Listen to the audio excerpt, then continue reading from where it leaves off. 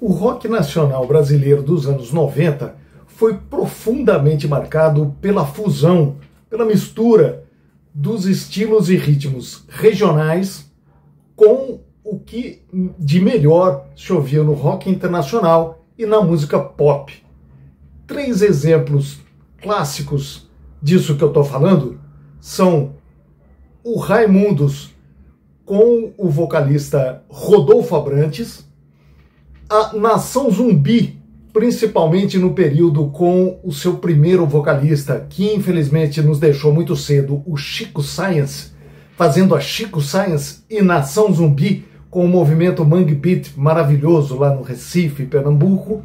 E a terceira, o Charlie Brown com o vocalista, o marcante vocalista Chorão, ali de 97 até a primeira década dos anos 2000, quando ele também infelizmente faleceu lá em 2013. Essas 3 bandas, com seus 3 principais e marcantes vocalistas, nos deixaram um legado nos anos 90. Só que eu levanto aqui uma questão: qual dessas bandas e respectivos vocalistas foi a mais importante dos anos 90? Será que teve uma banda e um vocalista mais importante?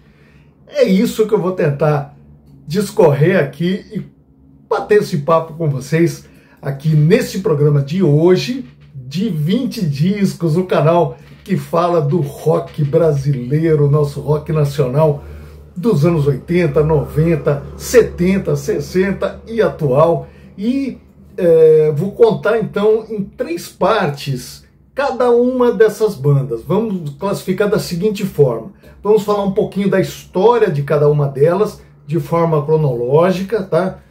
Depois de falar um pouquinho da história, eu vou discutir um pouquinho com vocês a questão da vendagem, da comercialização, ou seja, de quanto essa música foi massificada, né? Em quantas pessoas chegou e como chegou. E, por final, um terceiro ponto, eu vou falar um pouquinho do legado de cada uma delas. Nós vamos falar um pouquinho do que cada uma dessas bandas e cada um desses vocalistas deixou pra gente e pro rock brasileiro, pra música brasileira em geral.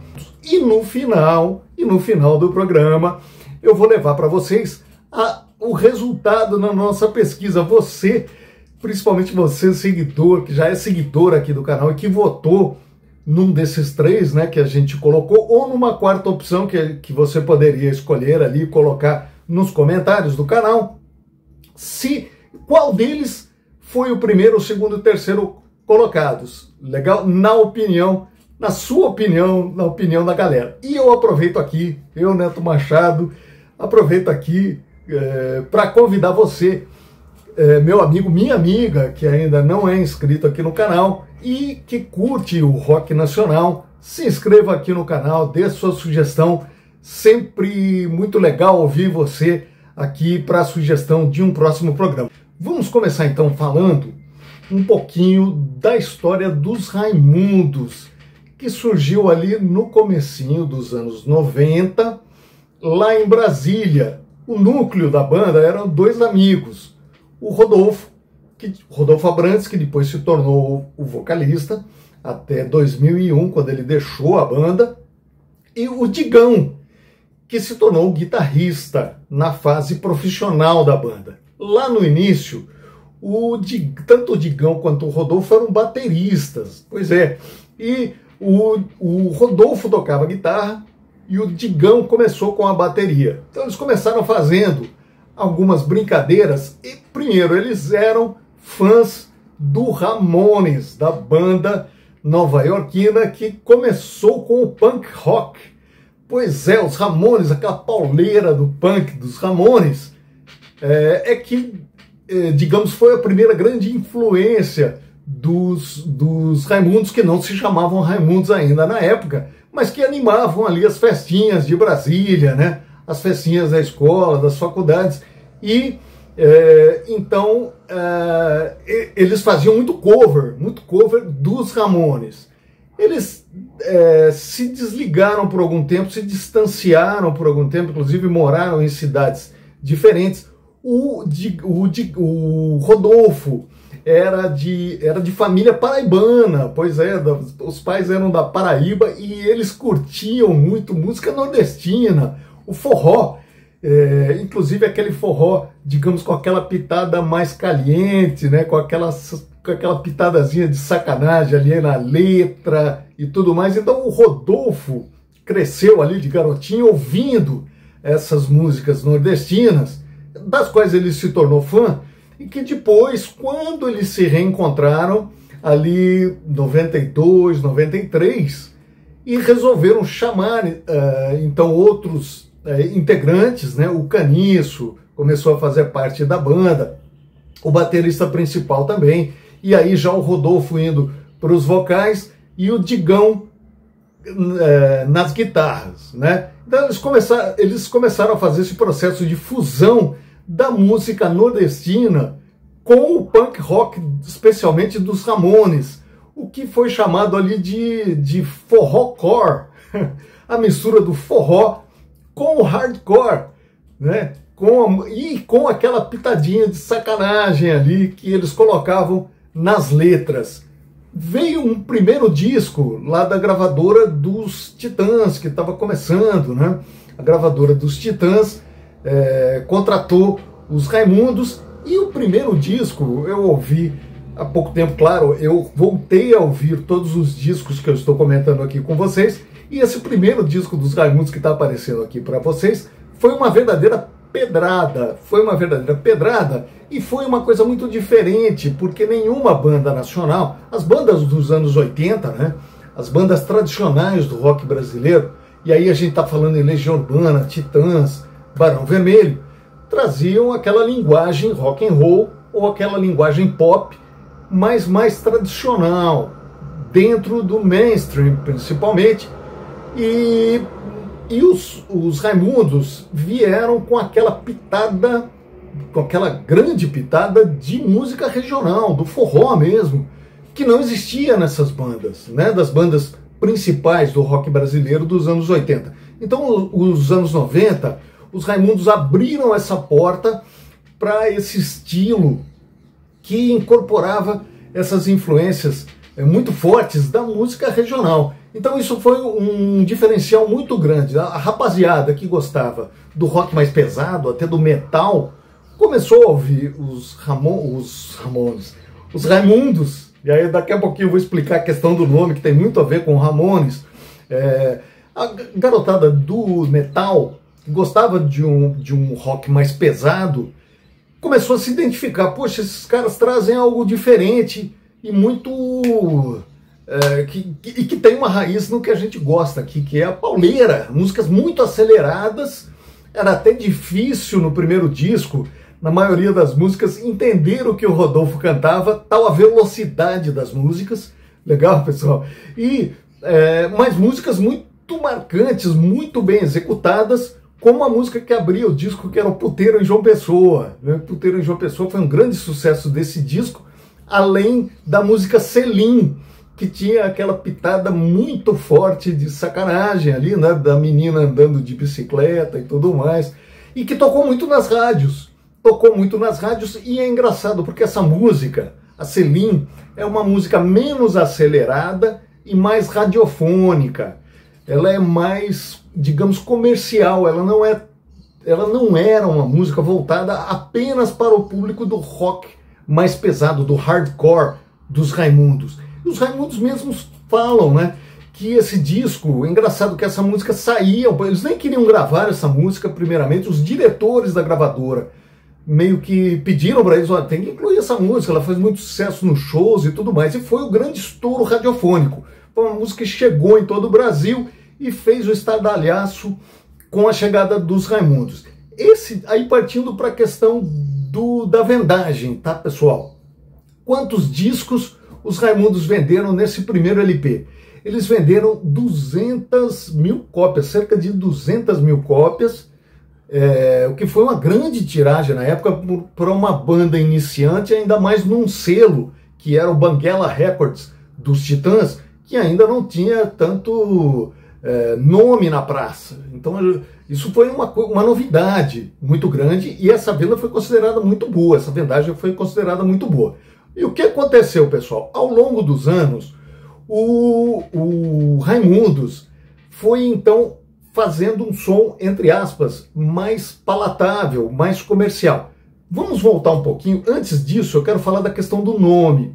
O nome Raimundos foi escolhido pela sua similaridade fonética com o nome Ramones, que era o sobrenome dos principais integrantes lá da banda Ramones, de punk rock de Nova York. Então, Ramones, Raimundos, punk rock, hard, forrocore, hard rock, punk rock, com o forrocore dos Raimundos e dos Ramones. Legal? Isso, então, o nome teve tudo a ver e veio daí. Continuaram fazendo discos posteriormente, mas discos que foram abrindo o espectro comercial deles.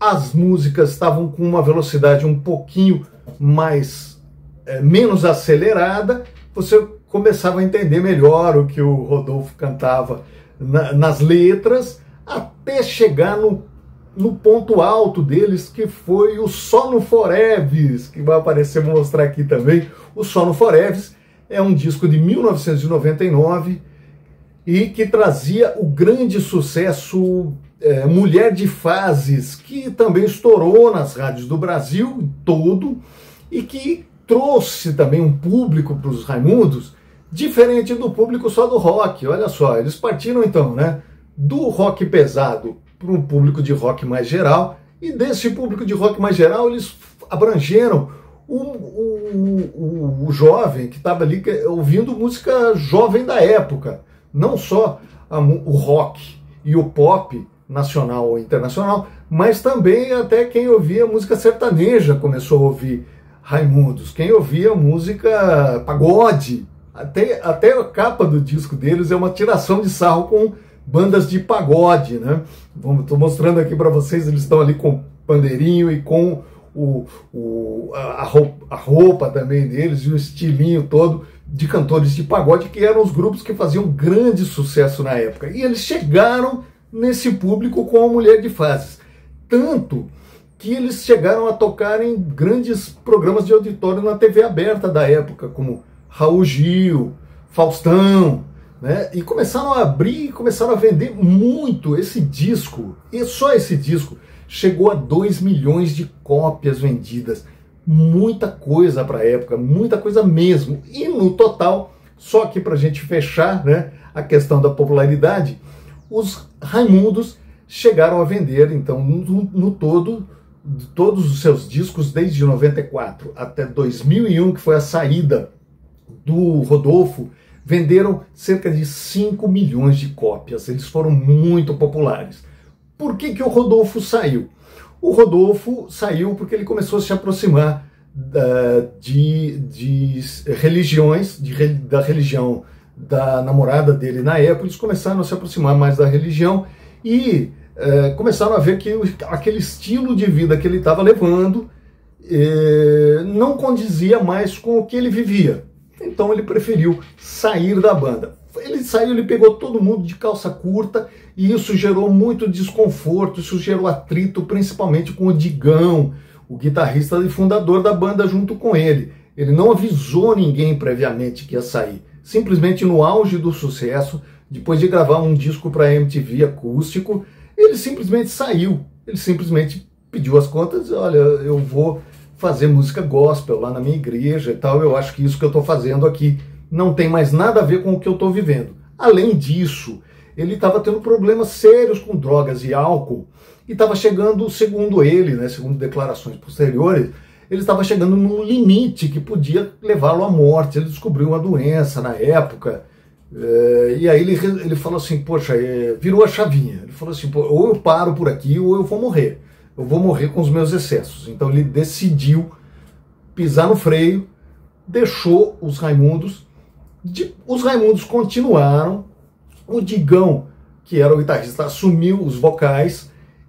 Mas eles não se batiam. Obviamente o Digão ficou muito entristecido com ele, porque o Digão tinha financiado uma casa, estava com a família, né, aguardando o dinheiro dos discos seguintes, dos grandes sucessos que eles estavam fazendo, e o Rodolfo simplesmente pulou fora, o que acabou comprometendo esses ganhos todos financeiros que eles viriam a ter posteriormente. Mas, depois de algum tempo, depois de muito tempo, aliás, há pouco tempo atrás, o Rodolfo, que se aproximou então da religião evangélica, ele fez as pazes com o Digão, e hoje eles se conversam e dão entrevistas numa boa. Os dois aí continuam fazendo e produzindo o seu rock and roll, cada um da sua maneira. Aí a gente parte agora para a segunda banda, pessoal. A segunda banda que é o Chico Science e a Nação Zumbi, que surgiu lá em Pernambuco no movimento Mangue Beat. O Nação Zumbi. O Chico Science já era um cara assim muito atrelado ali com a efervescência cultural que existia lá no Recife, lá no final dos anos 80 e comecinho dos anos 90, ele participava já de algumas bandas, gostava muito de hip hop, já era ligado nos movimentos culturais ali, mas ele não conseguia se conformar com aquela distância que você tinha do centro, né, dos centros culturais e da efervescência, seja aqui no Brasil, seja internacional, que tinha em relação a Pernambuco e a Recife. Ele se sentia muito separado. Então lá só rolava então as festas regionais, com os blocos de maracatu, com os blocos do carnaval lá de Pernambuco, e ele não conseguia ver algo além disso. Ele não conseguia, ele queria mais. E aí o que ele começou a fazer? Ele começou a participar de uma banda de rock chamada Lustal. Ele participava de várias, mas uma especialmente, a Lustal, que foi a base da Nação Zumbi.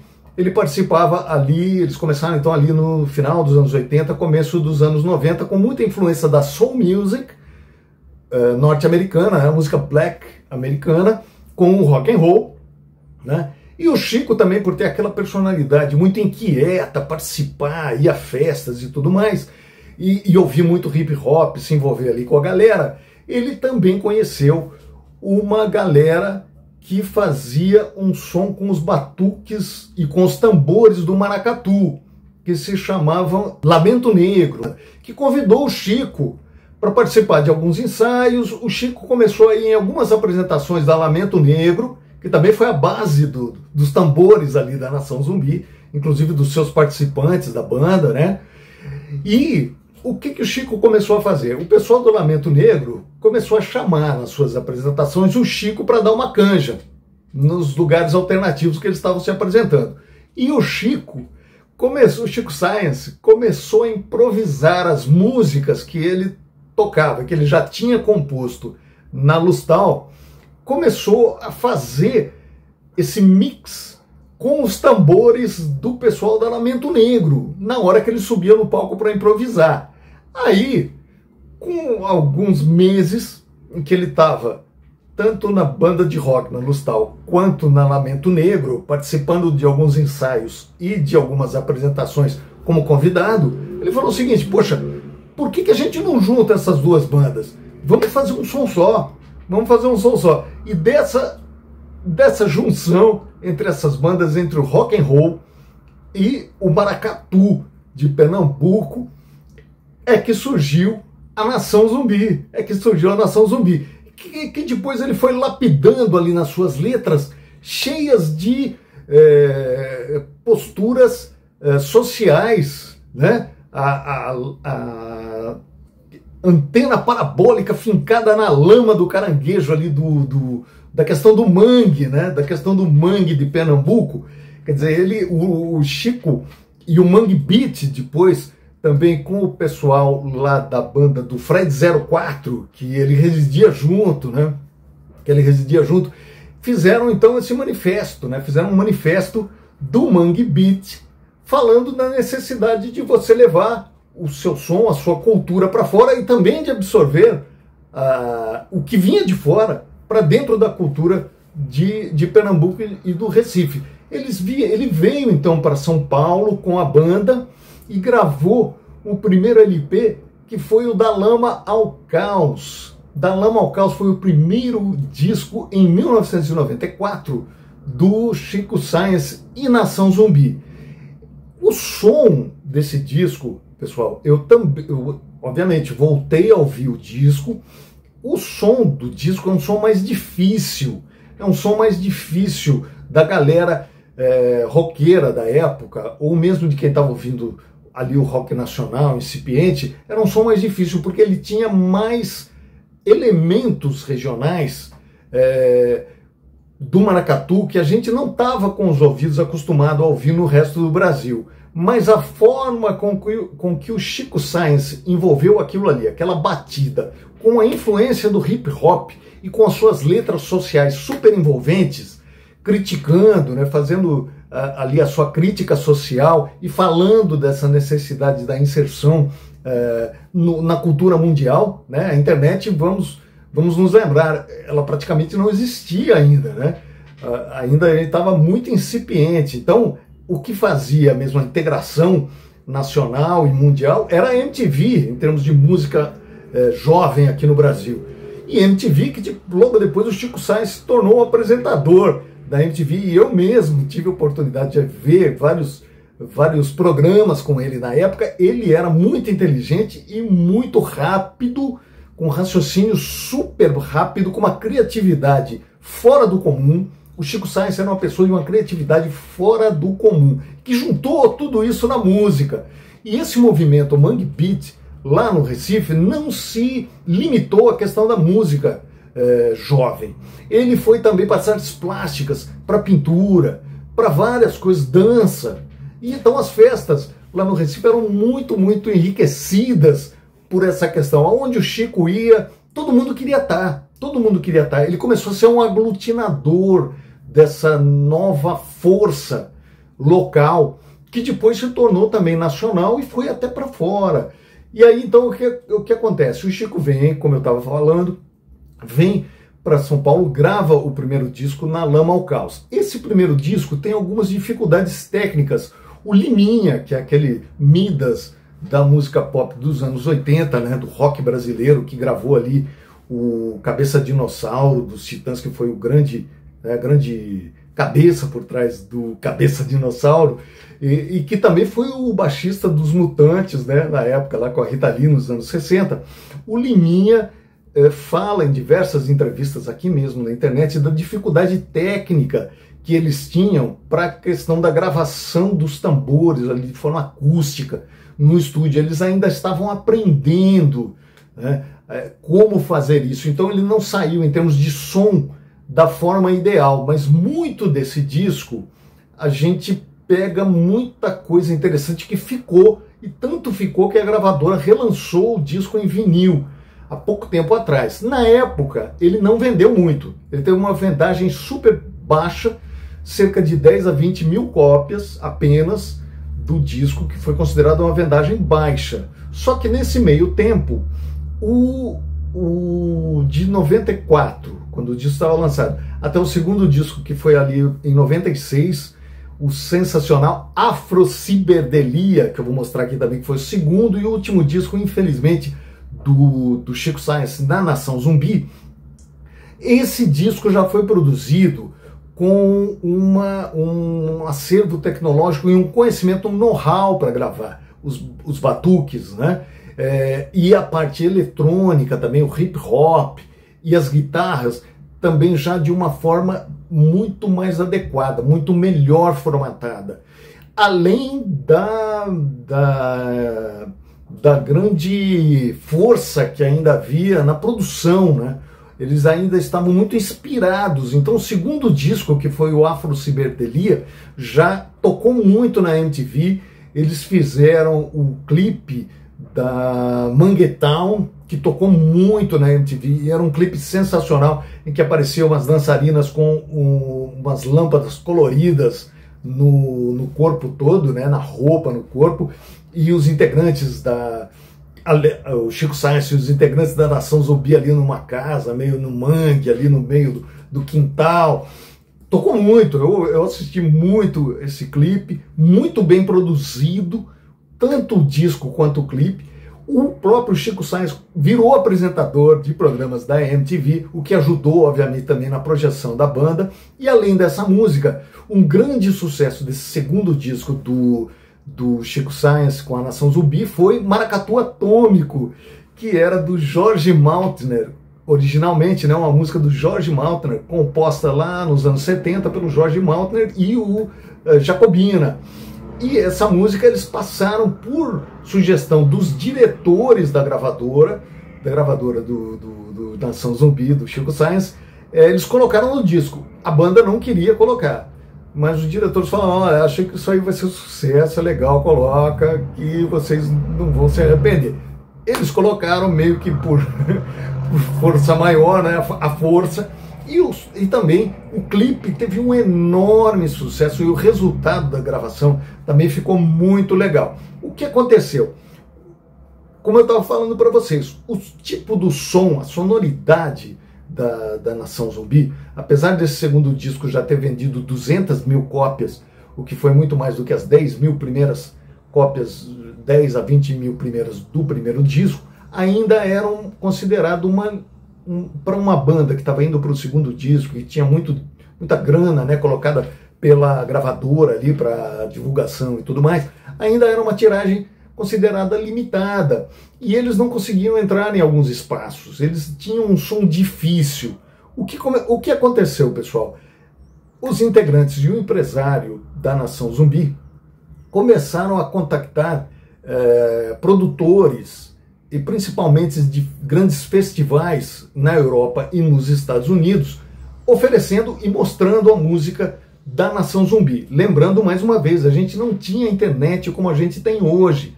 Não era tão fácil você mandar lá para a Europa ou para os Estados Unidos para um produtor ou para um grupo de produtores de um grande evento, como um festival de rock ou de música pop, as músicas para ele verificar se tinha a ver com o público que ele queria atingir.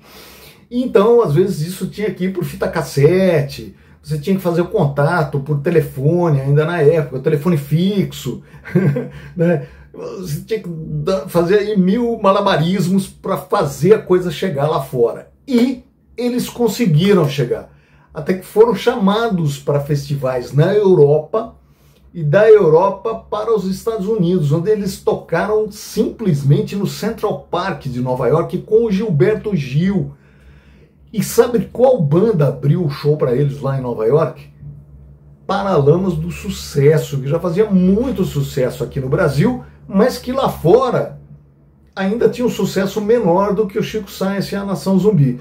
Então, apesar do Chico Science ter vendido apenas as 10 mil cópias iniciais do primeiro disco e as 200 mil do segundo, eles começaram a ter uma procura e um público fora do Brasil muito acima do normal e que começou a compensar para eles essa dificuldade que eles estavam tendo aqui dentro do Brasil. Eles tinham uma carreira promissora fora do Brasil. Muitos festivais já estavam com eles contratados, já anunciando a Nação Zumbi com o Chico Science, quando infelizmente, o Chico Science precocemente, em 1997, em fevereiro de 1997, faleceu num acidente de automóvel com o seu Fiat Uno ali na estrada que liga, né, Olinda a Pernambuco.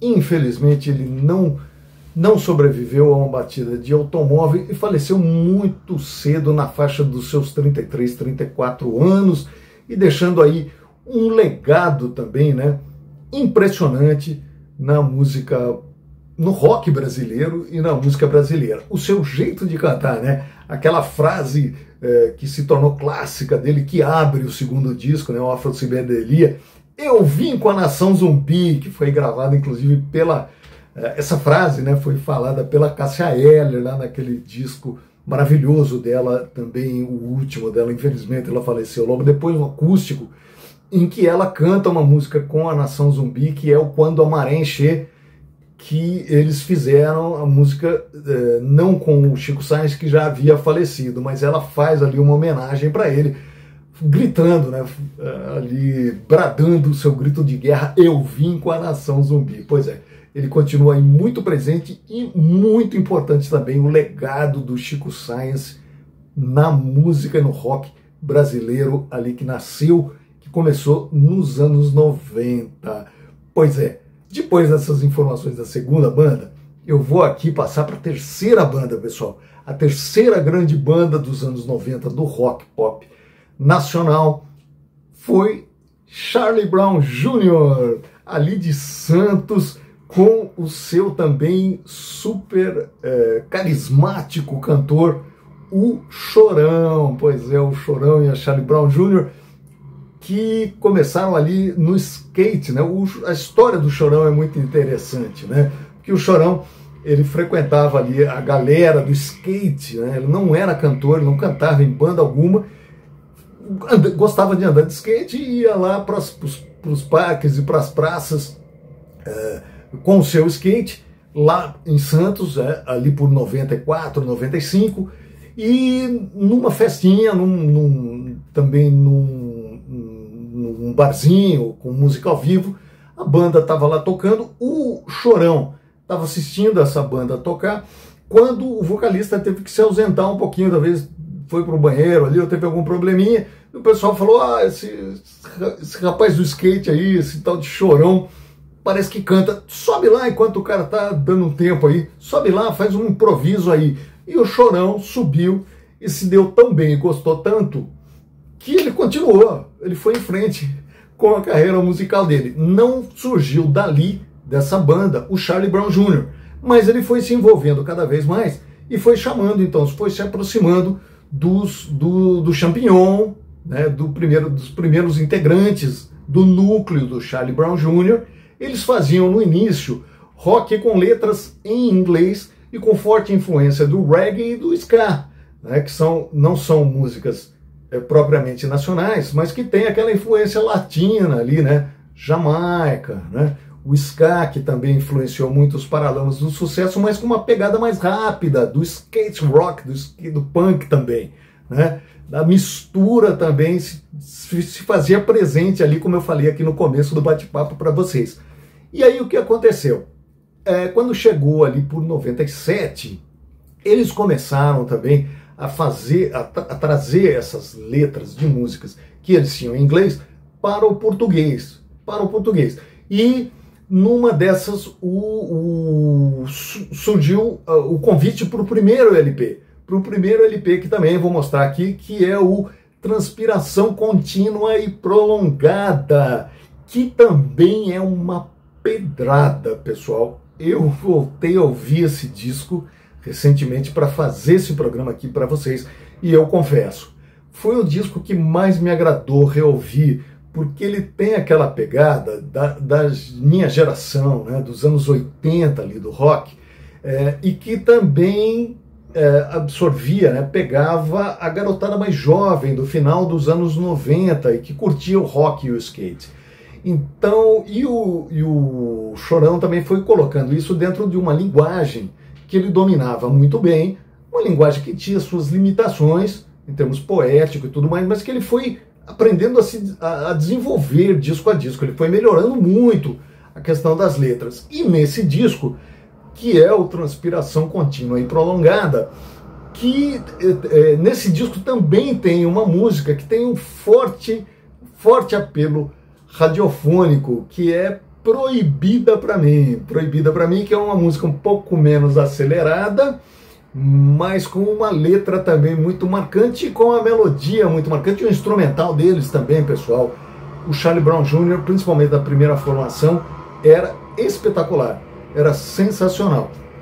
Então essa música começou a tocar também nas rádios e levou esse primeiro disco do Charlie Brown a incrível marca de 250 mil cópias. 250 mil cópias num primeiro disco também de uma banda de rock, já no final dos anos 90, né? Quando o rock já não era tanto o mainstream, o poder que ele tinha lá nos anos 80 com Barão Vermelho, Titãs e Legião, Paralamas e tudo mais. Mas quando você ouve hoje, você sente ali a energia rock and roll, tanto nos vocais do Chorão, quanto no instrumental da banda, que é sensacional, muito bom, tem diversas músicas muito boas nesse disco. É um disco, como dizem por aqui, né, na internet, os críticos, aí eu não me chamo de crítico, mas de um amante da música do rock nacional, mas eu acho que esse disco do Charlie Brown Jr. envelheceu muitíssimo bem, muitíssimo bem. É um disco gostoso de ouvir. Você que aprecia o rock nacional, se você já ouviu, ouça novamente. Transpiração contínua e prolongada do Charlie Brown Jr., que foi o primeiro. E aí o que aconteceu?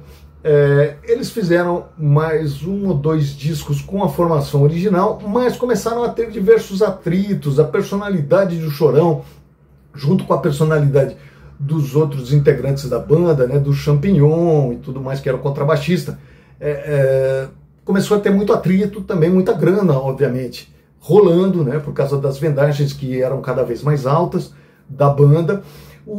De repente, ao invés do Chorão pedir para sair da banda, foi a banda toda que chegou num consenso e falou assim: Chorão, não dá mais, a gente vai sair. E eles saíram. E o Chorão teve que reconstruir a banda, e ele chamou um guitarrista lá do início, acho que da primeira formação que chegou a tocar com eles no primeiro disco. Ele chamou esse guitarrista e a sonoridade, então, não foi comprometida. O Chorão continuou dando continuidade ao grande sucesso da Charlie Brown Jr., praticamente sem os outros integrantes a não ser ele.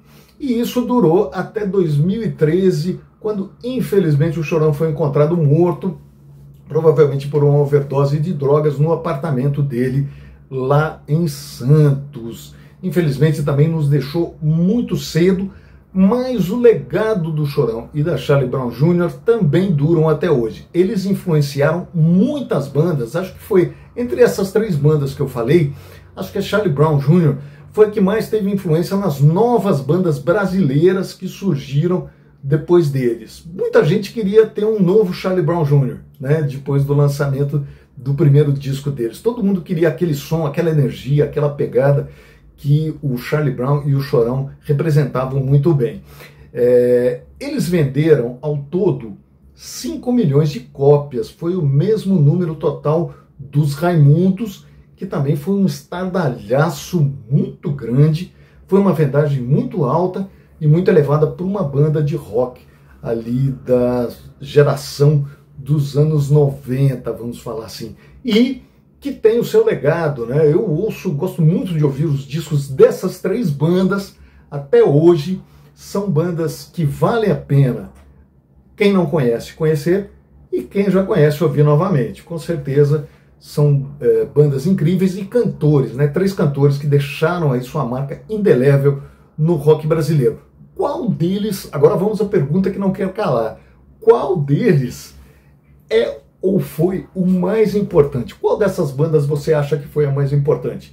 A gente teve o seguinte resultado, pessoal. Em terceiro lugar, ficou o Rodolfo Abrantes, com cerca de 9%. O Rodolfo do Raimundos, lá do começo dos anos 90, com seu forrocore, ficou em terceiro lugar. Em segundo lugar, com cerca de 25% dos votos, ficou o Chico Science com a Nação Zumbi. Pois é, apesar da sua vendagem mais baixa, né, que a gente falou aqui, a importância do Chico Science, segundo os seguidores aqui do canal, foi muito grande.